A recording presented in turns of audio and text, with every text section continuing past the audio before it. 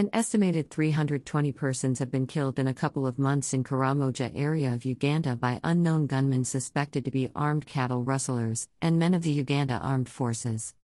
Women and men came out largely on Monday at the Abim district of Karamoja to demand an end to the killing of people and burning of houses by the suspected armed cattle rustlers.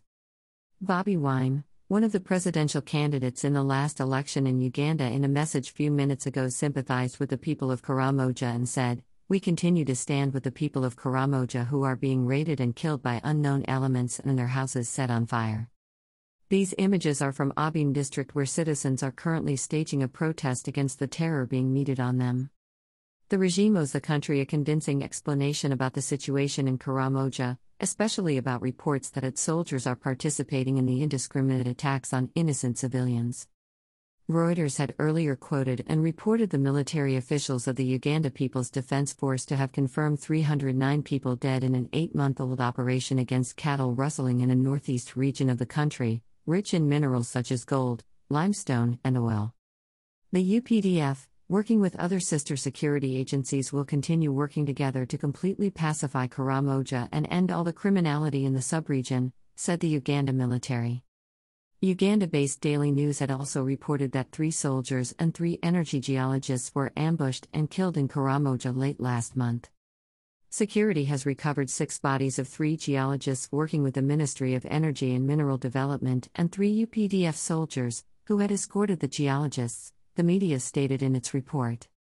The 6 were said to have been killed in Lodazan sub-county, Moroto district, by a joint group of Karamojong warriors, and the soldiers' guns were also taken.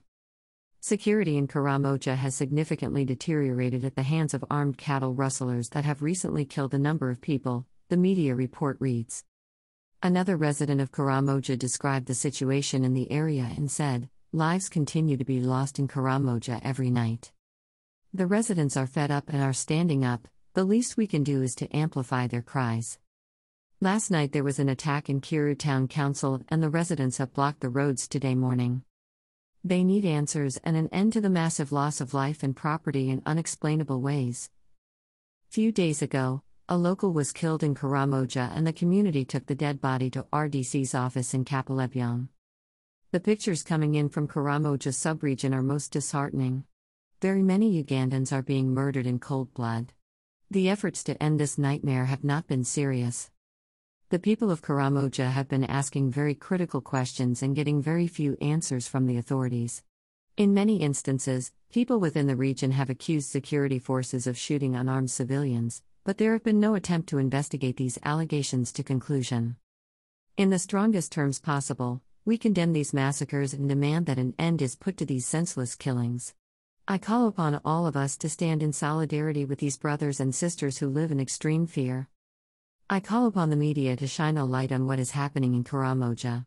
The people of Karamoja need to feel that the rest of the nation stands with them and that we all understand their pain and suffering, Bobi Wine's previous statement read.